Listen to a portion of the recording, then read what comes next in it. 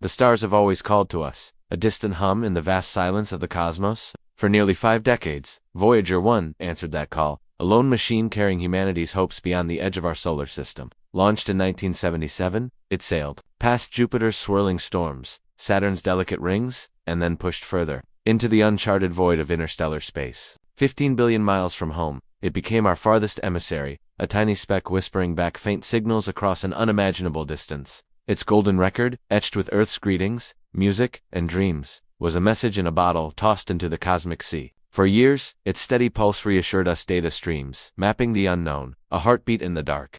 Then, without warning, the heartbeat stopped. Voyager 1's silence wasn't just a technical glitch. It was a moment that froze the breath of every scientist, engineer, and dreamer who'd followed its journey. But what made that silence deafening wasn't the absence of sound, it was what came just before. For 4 minutes and 28 seconds, Voyager 1 sent a transmission that defied everything we thought we knew. It wasn't noise, not cosmic radiation or a solar flare's interference. It was deliberate, structured, patterned in a way that whispered of intelligence. The data poured in, sharp and clear, as if the spacecraft had suddenly found something or something had found it. Engineers at NASA's Jet Propulsion Laboratory, who'd spent decades nursing Voyager's aging systems, stared at their screens in disbelief. Instruments dormant for years flickered to life without command. Sensors recalibrated themselves mid-transmission, as if responding to an unseen force. The data stream restructured itself, weaving fragments of the past telemetry from Voyager's early days with what seemed like glimpses of future events, time signatures in the signal bent and twisted, defying the linear march of seconds and minutes. It was as if time itself had unraveled, blending moments into a tapestry no human mind could fully grasp. Then, abruptly, the signal stopped. More pings? No more data. Just silence. The world didn't pause because a 1970s probe had gone quiet. It paused because that final burst of data shook the foundations of our understanding. Scientists across the globe, astrophysicists, mathematicians, cryptographers, linguists were called to unravel the mystery. What they found wasn't just strange, it was impossible. The data resisted decryption, yet it was undeniably structured. Sequences mirrored Earth's languages, snippets resembling ancient scripts, modern dialects, even patterns that felt like language but belonged to no known culture. Mathematical constants, like pi or the golden ratio, appeared, but with subtle deviations, as if calculated under a different kind of logic. And then there was the audio.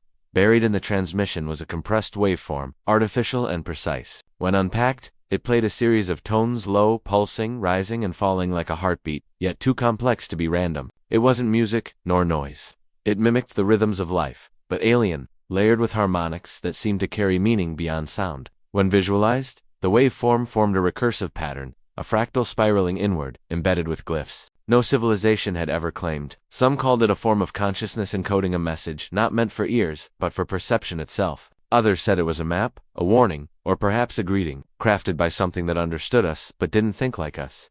Voyager 1 had crossed into interstellar space years ago, drifting through the heliopause, where the sun's influence fades and the galaxy's vastness begins. Its final coordinates pointed to a region of space devoid of stars, planets, or debris, just an empty void. And yet, something was there. Something that reached out, touched a machine built by human hands, and spoke through it. The idea wasn't science fiction anymore. It was a question that kept the brightest minds awake at night. Had Voyager 1, carrying humanity's story, been answered? Had something vast and unknowable responded to our golden record's call? The transmission's implications rippled outward like waves on a still pond. Those who studied it reported strange dreams, geometries that shifted like liquid, words they couldn't speak but felt in their bones. Some dismissed it as the mind grappling with complexity. Others whispered that the signal had planted something, a seed of thought, a shift in perception, an opening to a door that couldn't be closed. The silence that followed wasn't empty. It was heavy, pregnant with possibility, as if the universe had paused to see what we'd do next. Deep space listening arrays swung toward that empty patch of sky, searching for another signal.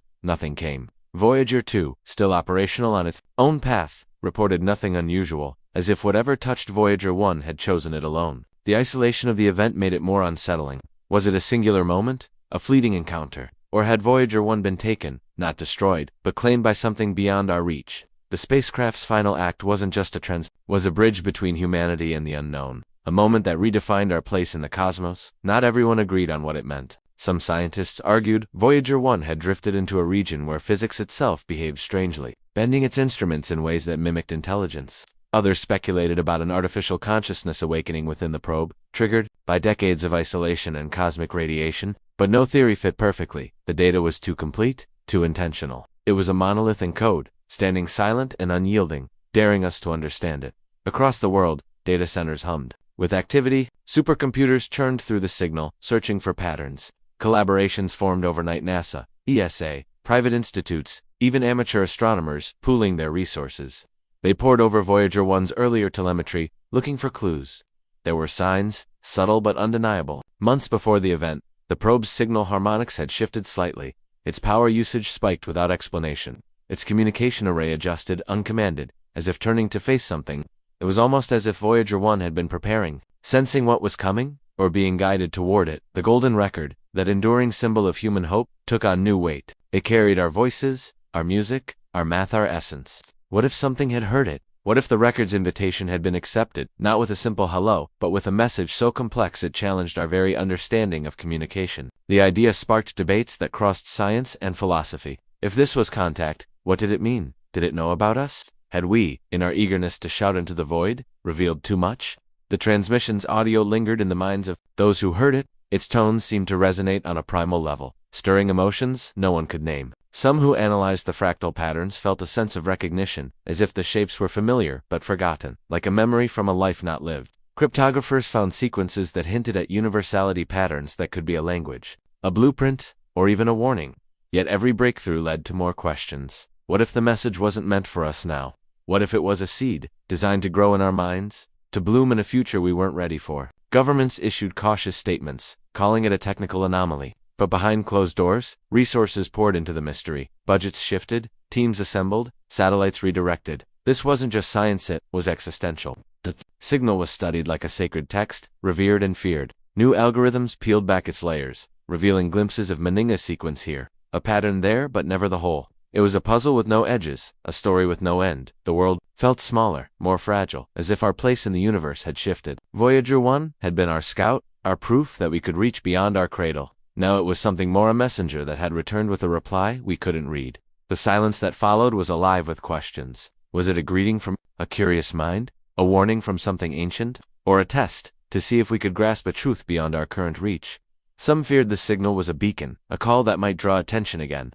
The idea that Voyager 1 had activated something, or been activated, and settled even the skeptics. Yet alongside the fear was wonder. A machine built in the age of disco and typewriters had ventured farther than any explorer before it. And in that distant darkness, it may have touched the edge of something extraordinary. Not hostile, not conqueror, but curious, watching, listening. The silence wasn't the end. It was the beginning. Humanity had reached out, and the stars had answered. Not with clarity, but with mystery. Not with answers, but with questions that burned brighter than any sun. Voyager 1's final transmission wasn't a farewell, it was an invitation. To look up, to listen, to dream of what lies beyond. And as we stand on the edge of that unknown, one truth remains. We are no longer alone in the cosmos. The stars have spoken, and we are learning to hear.